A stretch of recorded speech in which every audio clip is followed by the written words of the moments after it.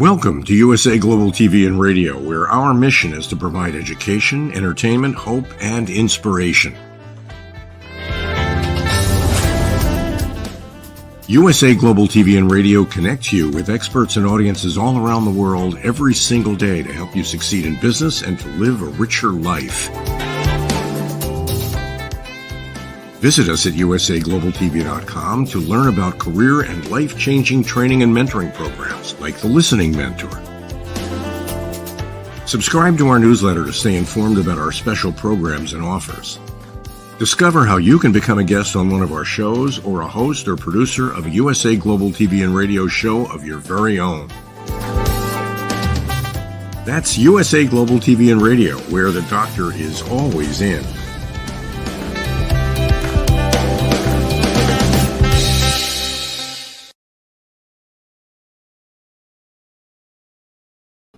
Hello and welcome to USA Global TV and Radio. I'm Dr. JACALYN KERBECK and this is Doug Lawrence. Welcome to Stories of Hope, Inspiration, and Overcoming Adversity.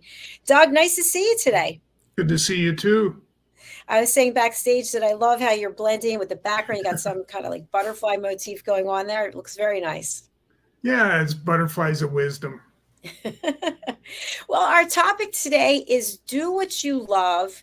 Live every day to the fullest. Would you say that that describes you right now, Doug? Yes. Short answer, yes. Yeah, I obviously my passion, my calling has been the mentoring and the healing of others through mentoring, and that's something that I'm truly passionate about. So I would have to say that I'm doing what I love, and as a result of that, every day it's a new day with new challenges, and it's an opportunity to be the best that I can be. And speaking of that, Doug, you are doing incredible work around the world. You are an entrepreneur, you are a mentor, you are an international best-selling author. And so for someone just meeting you for the first time, they'd say, wow, this guy's got it all together. Good looking, poised, professional, but yet you've come through a difficult time yourself and you're still dealing with some challenges. Tell us a little bit about what you feel comfortable about sharing with our audience about the fact that it's not just what's on the outside that people see. There's a lot more going on the inside. No, and that's absolutely, that's bang on, because we all have challenges that we face on a daily basis, and sometimes those challenges are easily dealt with, and sometimes there's an extended period of time that you need to focus on trying to deal with those and basically go on your healing journey. And I know in my particular case, in 2021, I lost my wife, Deborah, to her battle with cancer, our battle with cancer. And I'm still dealing with that. And so how I'm dealing with that is I'm continually searching about different pathways that I can follow in order to make sure that I'm still doing what I love, even though the person that I love is no longer with me, but that I can still continue and live every day to the best of my ability. And sometimes, that's a challenge, but we have to work through those challenges in order to get to where we want to. Thanks for your honesty and transparency as always, Doug. When I was thinking of the title, Do What You Love, that can really permeate whether it's your professional life, your personal life, your spiritual life.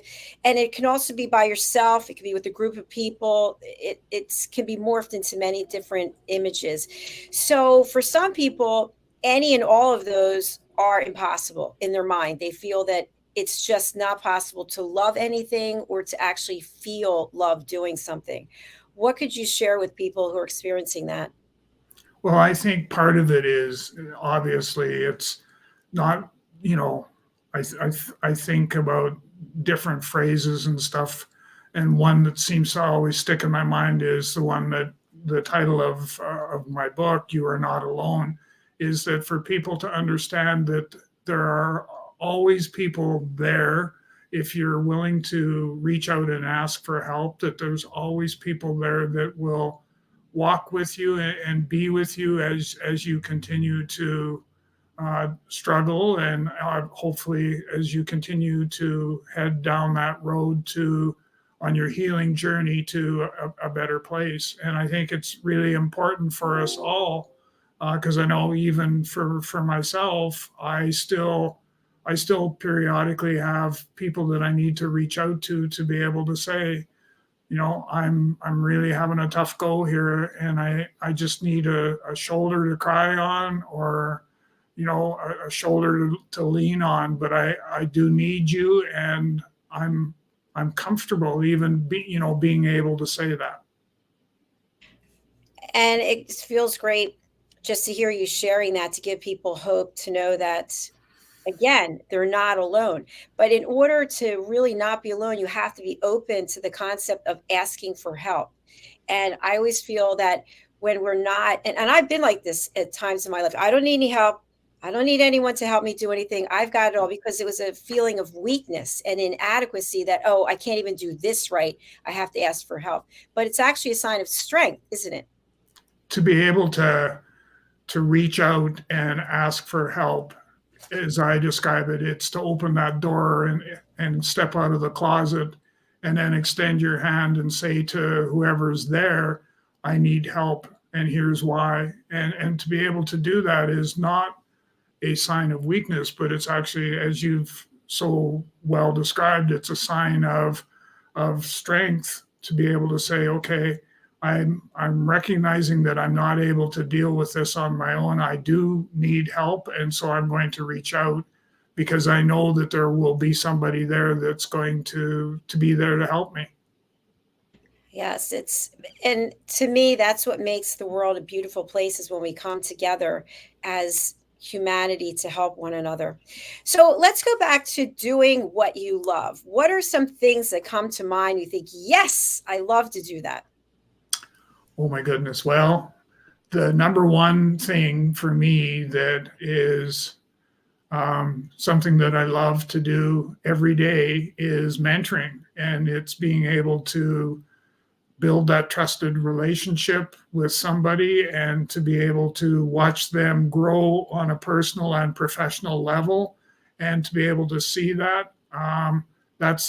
There's nothing better than that from my perspective. So the mentoring is right at the top.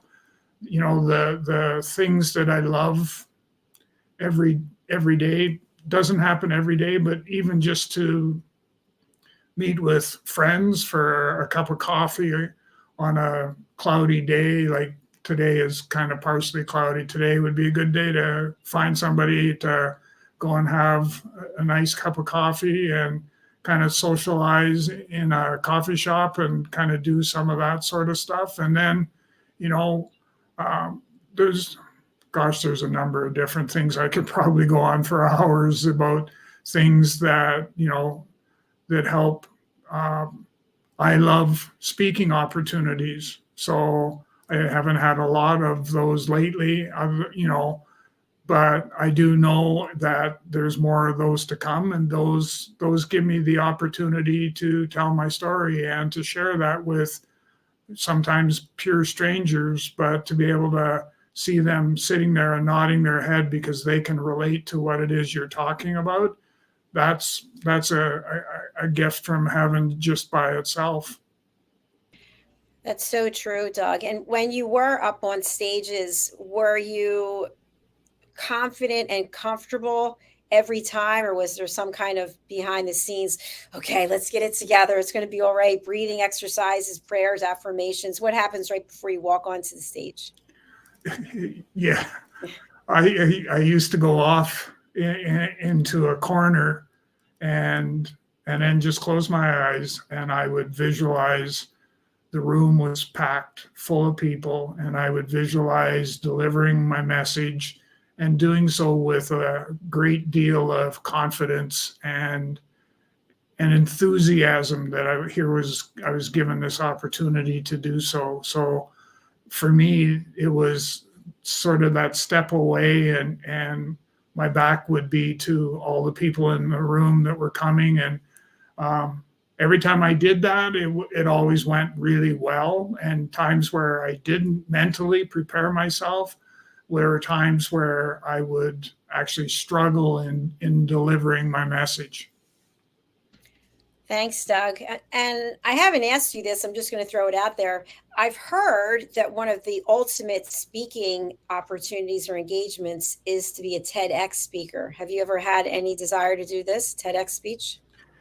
I have, and I guess I got as close to it as I possibly could when it was a number of years ago, but I was asked to speak to a group of ladies. It was the One World Summit, and it was a group of, I think there was about 125 ladies that were the audience, and they gave you 20 minutes. You could use PowerPoint, but they preferred not, so I didn't. And it sort of followed the same format as the TEDx stuff, where you're delivering a spiel with limited PowerPoint support, and did the 20 minutes, and I was bang on time wise, and it went really well. I remember so clearly that I had written on a napkin what my agenda was going to be, and I put it on the podium, and I never went anywhere near the podium because I'm not a pacer, but I'm a walker. I like to walk and talk while I'm and that's what I was doing. And I completely forgot that I had this piece of paper on the podium that I could wander over and check to make sure I'm on track and stuff, but didn't need it at all. So that was what I always said, that was my introduction to the TEDx world. So there you go. There you go. I love that. We actually have one of our team members here, Kim Adele Randall. She's in London, and she recently did a TEDx speech, and she actually did a whole show just about what the process was, and it sounded really interesting. So staying on the topic of things that we love, one thing that you mentioned about having those notes, and we do have things as a tool. Sometimes it could be as a crutch, depending, but you were so into what you were doing, you didn't even need it. And I think that is what comes to mind when I think about things that we love. We can just, like for me, I love working out. Sounds ridiculous. I don't have to prepare. I just go. I go and do what I need to do. So to me, I love to have people think about the freedom, the spontaneousness of doing something that you love, as opposed to having, and this is important too, having plans, but you don't always have to have a plan to do something that you love. That's true.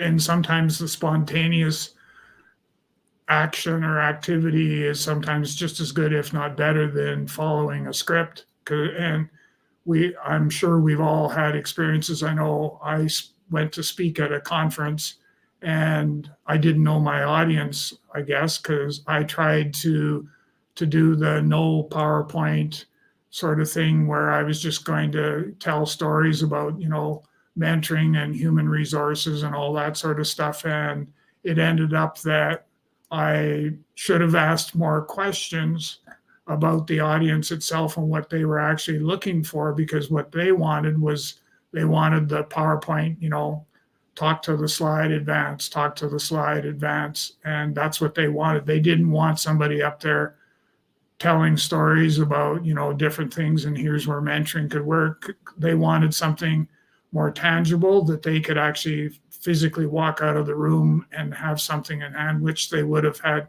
copies of the PowerPoint slides. And it wasn't me they really wanted to listen to. All right. What about the other part of our title? Live every day to the fullest. Now, for some people, this might mean a legal pad of information, line items. To somebody else, it might be taking a walk in nature and just getting lost in what's going on in the world. What does that look like to you, Doug? For me, it's more spiritual in nature. I like to be able to sort of sit in my armchair and close my eyes and just allow my mind to go where it wants to go, but to be guided by my spiritual side of who I am as a person. That being guided that way, then it helps me with a sense of purpose, and it helps me live every day. If I follow that mantra and I follow it on a daily basis, it just helps me live each of my living days to the fullest. Now, thank you, Doug. Some people might be thinking, well, let's see, I went to work, I came home, I ate, I did the dishes, I watched television, I'm exhausted. So that means I lived the day to the fullest. Does exhaustion have a role in living each day to the fullest? No, it doesn't. No, it's going through all of those things. If you're exhausted at the end of the day, then mentally and quite possibly physically you've had a very trying day, and that's all the more reason to sort of take the step back, because there's a piece that's missing, and that's the piece that the self-care, all of those things, as I call them, the selves, where self-esteem, but in this case it's the self-care part, is now in order to ensure that the day has achieved that being the fullest it possibly can, is we need to take the time to be able to say, okay, I've done all these things, I'm mentally, physically, I'm wasted, I'm tired, but what did I take away from today? So the best way to describe it is, from a reflective standpoint, today, what went well, what didn't go well, and what will I change and do differently tomorrow, because tomorrow gives me another day, another opportunity, another day to demonstrate to myself what I need to do in order for me to be able to say today was a day where I feel fulfilled and I'm living that day to the fullest. Yeah, I love that idea of having another opportunity tomorrow. And I'm reminded of a period of time in my life. I want to say it was between 2006 and 2011. And I was in my corporate career.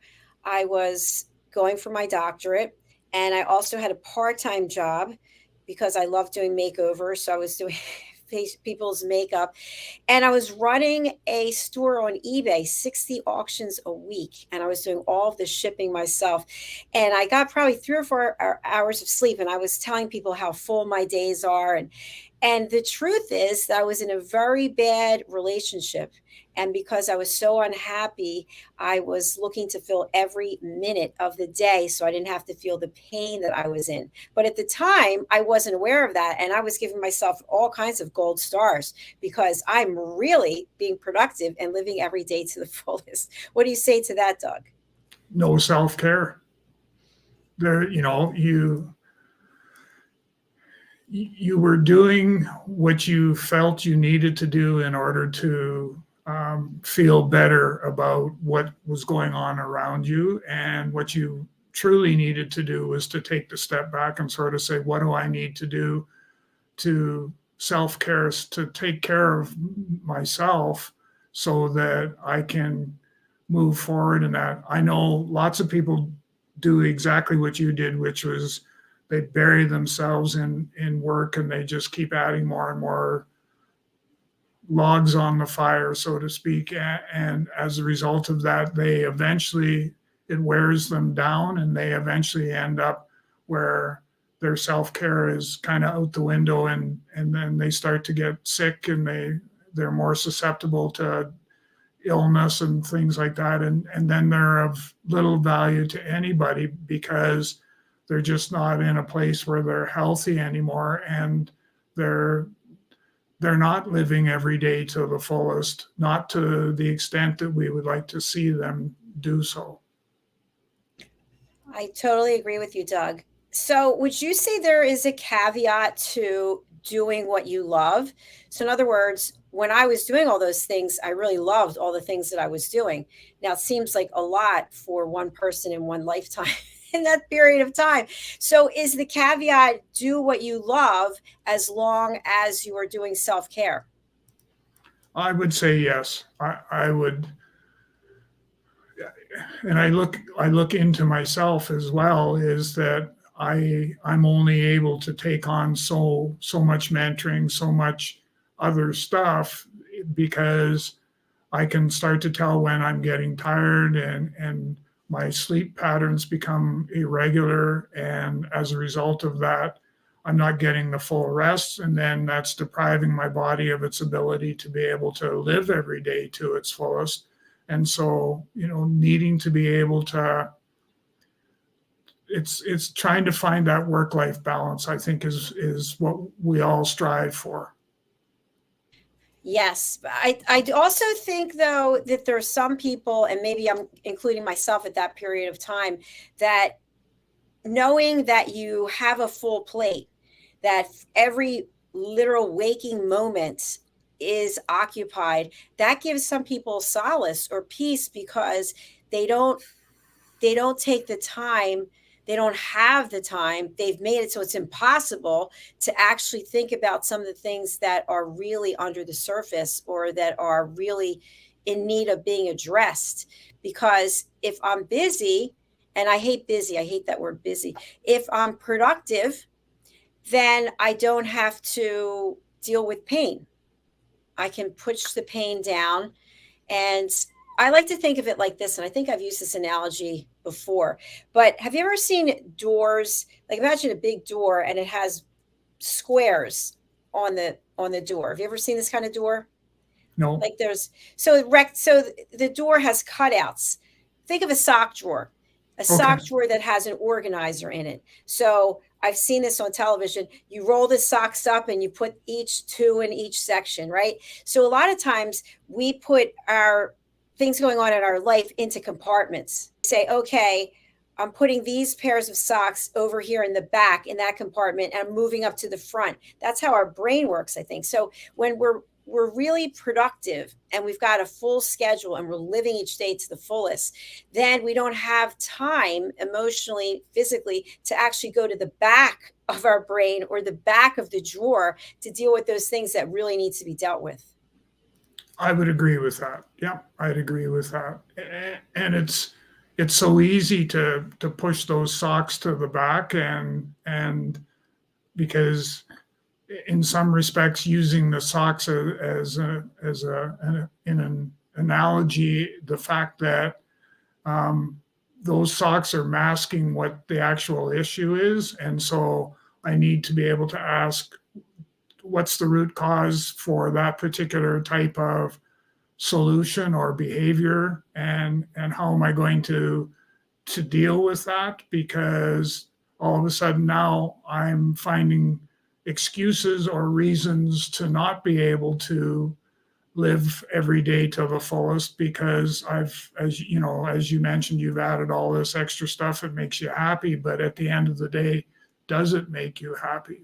Because you need to strive for that work-life balance, that self-care, and all of those things. And if those are missing from your happiness journey, then we're not where we need to be.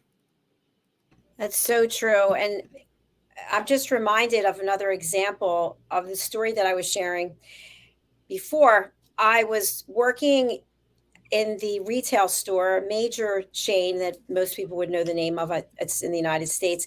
And I was doing makeovers. And at the same time, I had my BlackBerry phone, the old Blackberries. I don't know if they still exist or not. And I was getting messages from eBay for people who wanted to buy my clothes. So I would literally be doing the makeover and I'd say, excuse me. And then I would go lean down under the counter and check the phone, and then get back to the buyer because I didn't want to lose that sale, spray my hands, and then come back. And it's really insane. It's insane. I recognized that I could see myself if I were standing outside the counter and watching.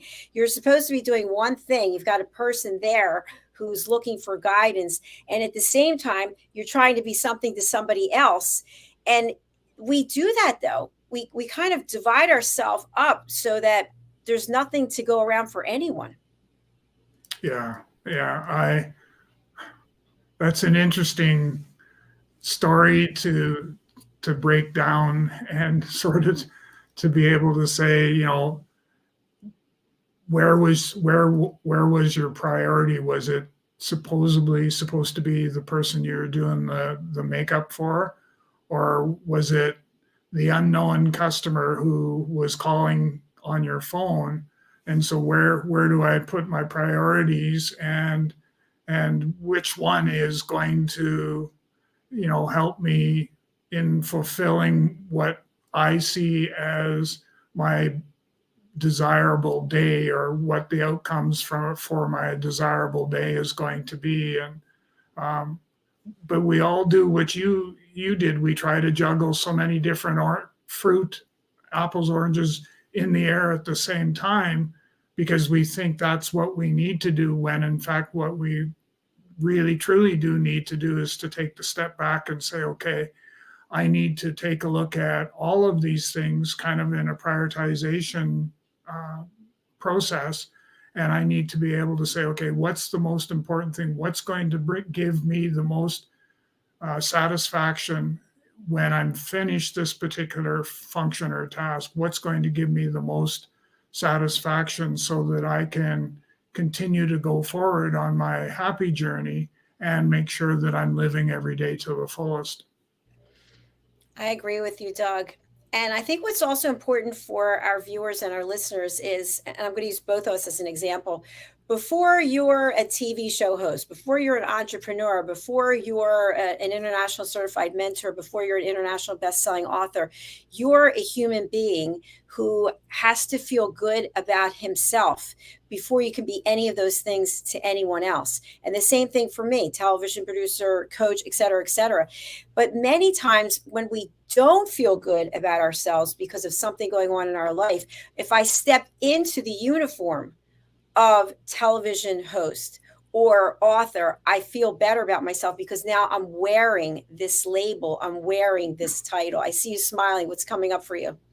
Well, I just keep thinking of probably one of the first people that I mentored, and she was a young lady that was struggling she ended up being referred to me because she was trying to get a different job than the one she had, because the environment was toxic and all that stuff. And so we started to meet and have conversations. And the way I always used to describe her, still do to this day, is here was a young lady who, when she walked into the room pre-meeting me, that she was casting a shadow of darkness, and that the room was just dark because of her presence in the room.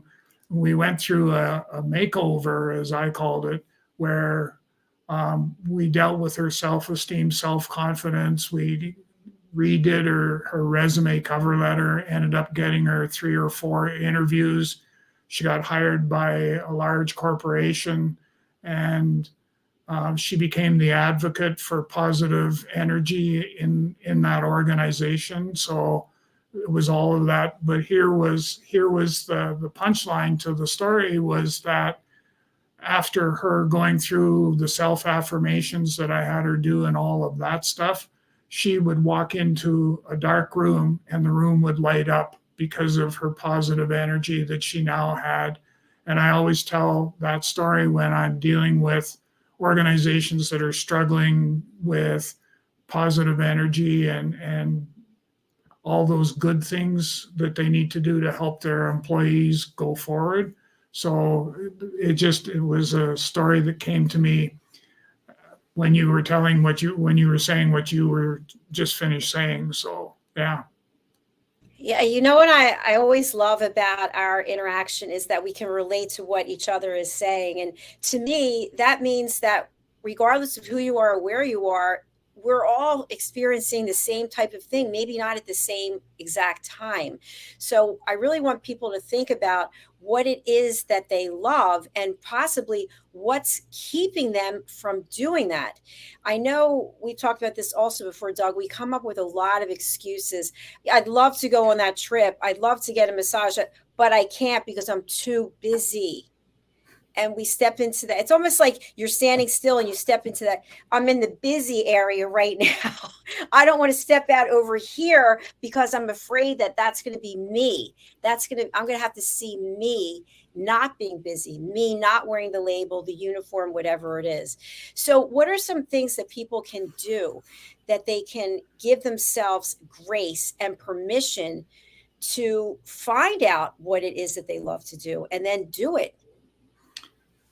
I would suggest that at this particular stage, they would get a sense, a feeling of when they're doing something that is actually contributing to their happiness.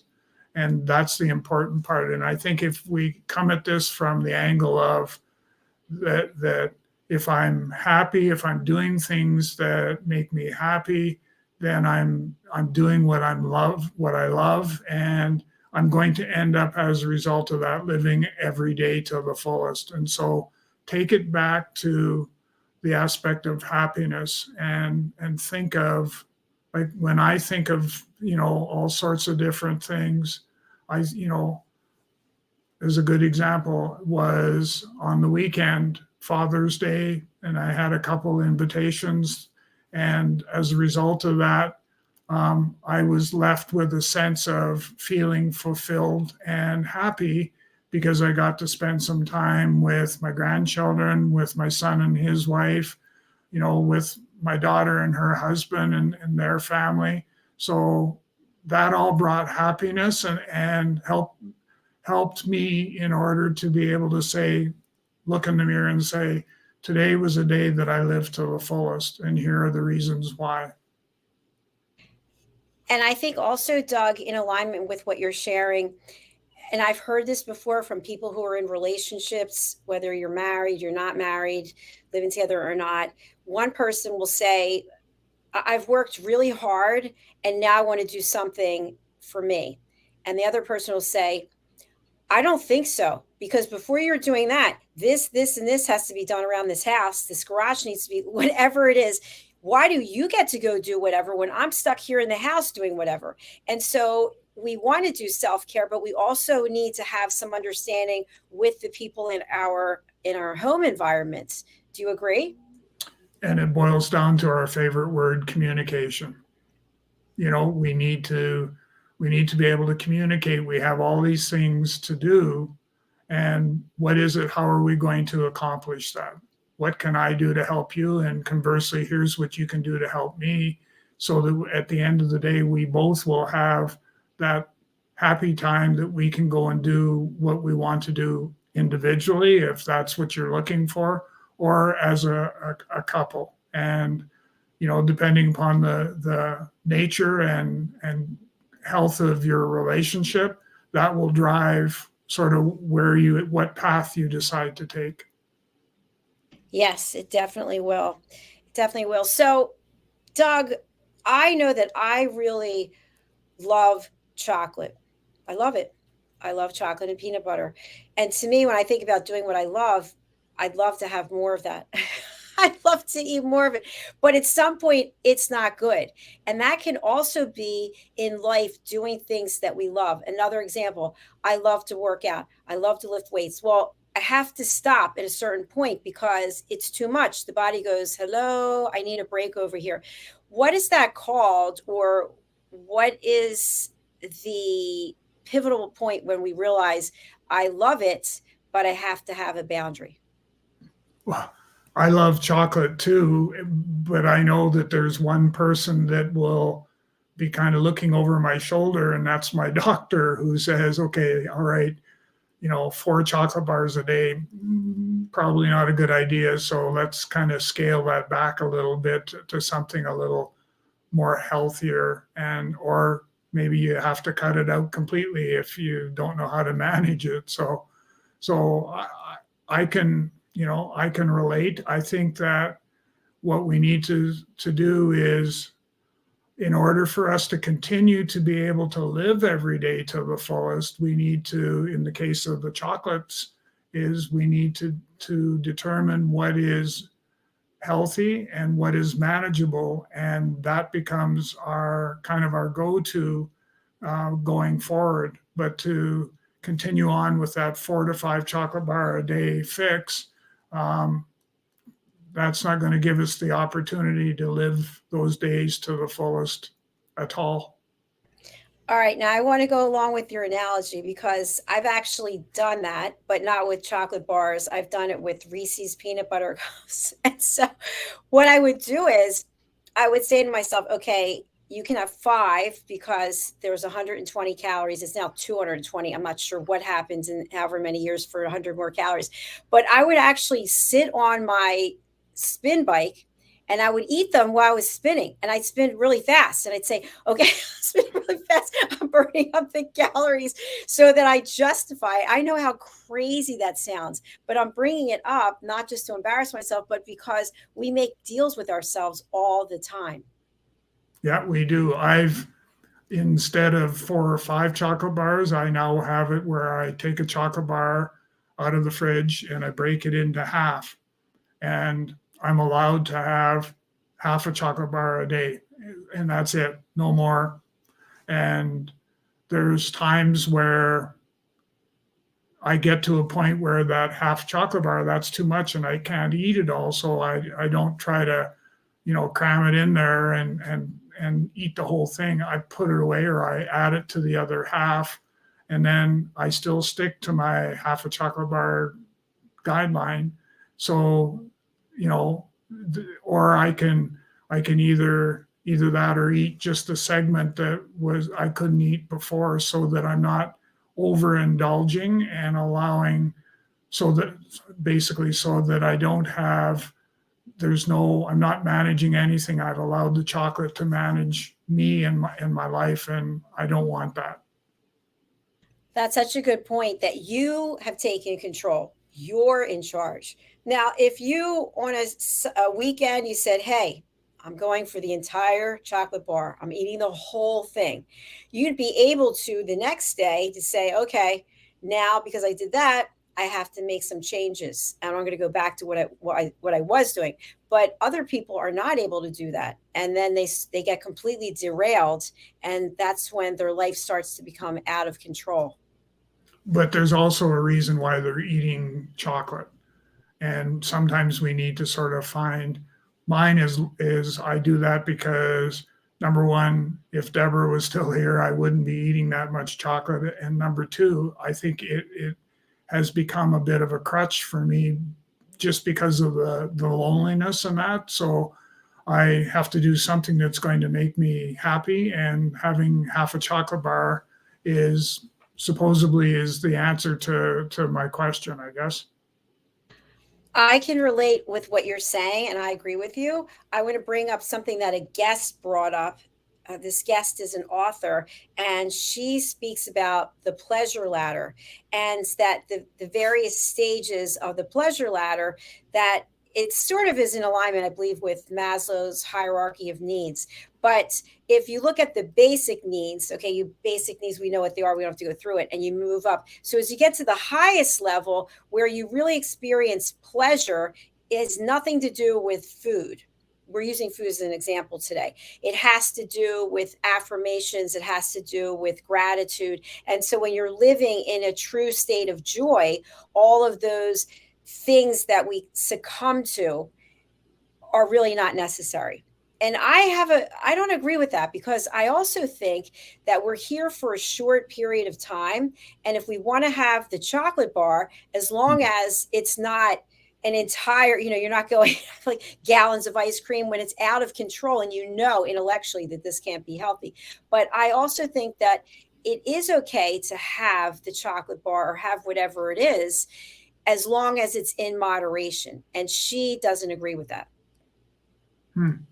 That's interesting, because I also know that if I do more than the half chocolate bar, that there comes a time where I don't want any chocolate. In fact, the idea of even hauling a bar out of the fridge, actually, the best word I can think of is disgusts me. And I go, why would you want that? So sometimes when I go grocery shopping, instead of buying a couple of chocolate bars, I take myself back to how it made me feel 3 days ago, and I choose to not buy any more chocolate bars, certainly for that shopping day in any event.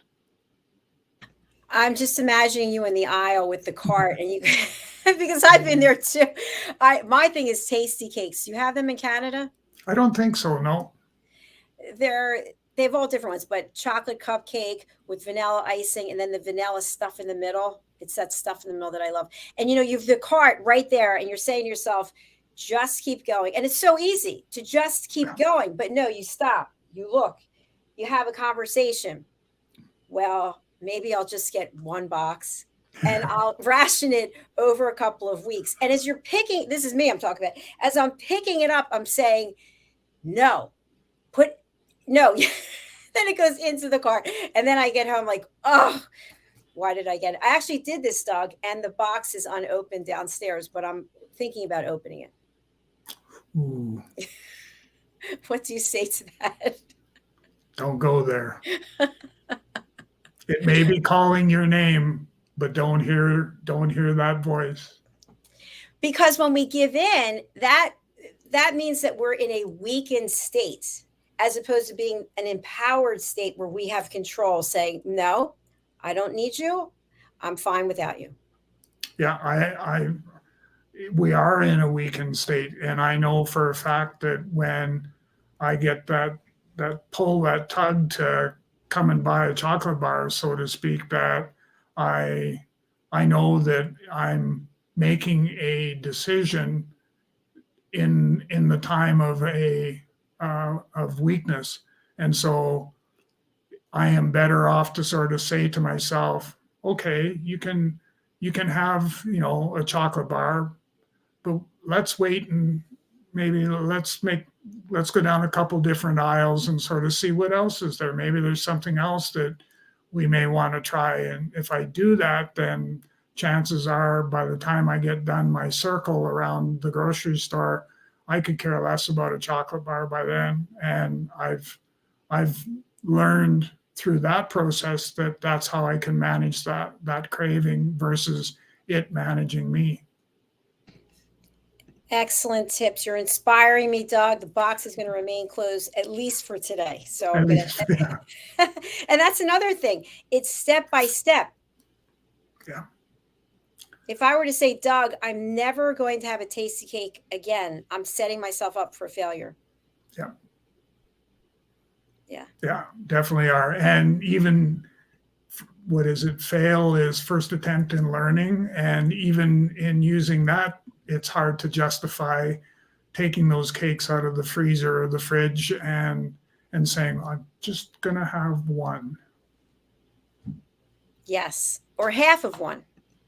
Yeah. Yeah. Either or. And I just want to summarize, we're talking about food, but the same can be true for people who are toxic entities in our life. And we gravitate to them over and over again because it is comfortable. It's comfortable to sit and eat the tasty cakes. It really is, but I'm going to pay the price later. And it's the same thing with toxic relationships. We know what to expect because it's the same pattern of behavior, but we know how we're going to feel. And it's like 10 times, 1,000 times more than how I'm going to feel with the tasty cake. Yeah. Yeah, for sure. Yeah. It's so good when it goes down there, but it's because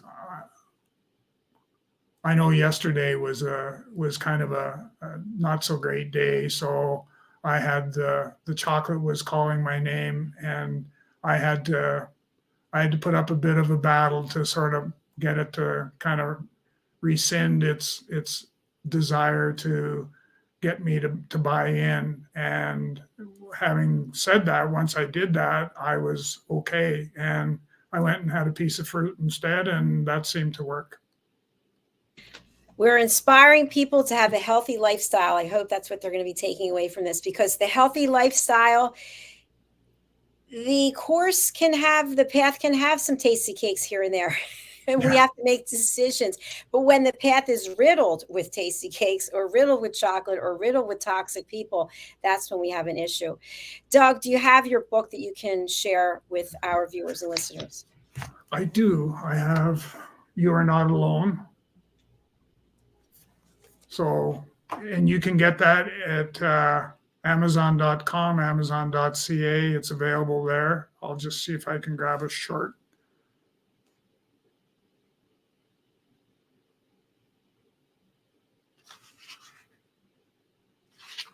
I think we can do this one here. So if you're one of many mentors who want to make a difference, excuse me, but you're sometimes not sure if you have the knowledge, skills, and abilities to make that difference, then this book is for you too.